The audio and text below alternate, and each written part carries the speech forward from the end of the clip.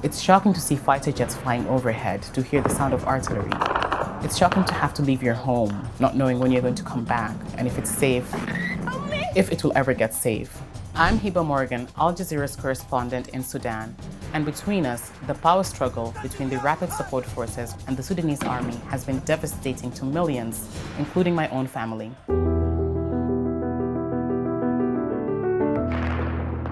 When this fighting started, I came to the office, and as I was entering the gate of the building, we heard the shots around the presidential palace. Yep, you can hear that. That's the sound of the gunfire just around us here in the capital, Khartoum, not far from the president. If you need to go and take cover, let's not keep you exposed. No, we will be all right. I guess when I disappear from the screen, that's when you should be concerned. Sometimes we had to get to the basement because that's the safest place in the building.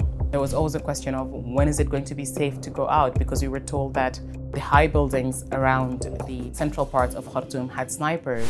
Army Chief General Abdel Fattah al-Burhan and his deputy Mohammed Hamdan Daglo, who leads the paramilitary Rapid Support Forces, had been in charge of the country since 2019, but they disagree on how to restore civilian rule.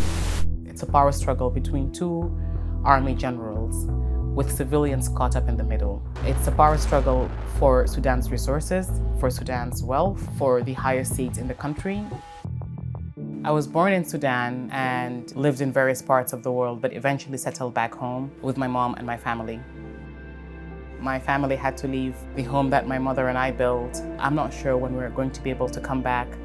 It makes me feel heartbroken because I know she didn't want to leave. It wasn't just a place where she put her head at night. It wasn't just a place where we gathered as a family. For her, it was a project of a lifetime. I didn't get the chance to say goodbye. I'm not sure when I'm going to see them again. They're effectively displaced. The people who are trapped in Khartoum, in addition to lacking the cash, they have to deal with lack of running water, they have to deal with lack of electricity, they have to deal with scarcity in commodities, and the prices keep increasing. They no longer want electricity. They think that's a luxury, that to even think of it at the moment. They just want water and, if possible, the sound of gunshots to stop. When we first heard about the ceasefire the first time, we thought it was going to hold because it was only a period of 3 hours.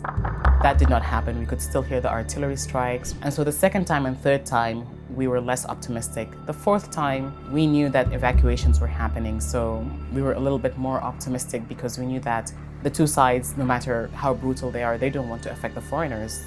They want to have and cultivate foreign relations once they rule. People have been trying to get medical attention and they can't. Hospitals have been bombed. And to show that you're willing to hold a ceasefire just to let the foreigners out shows how much regard you have for the people in your country.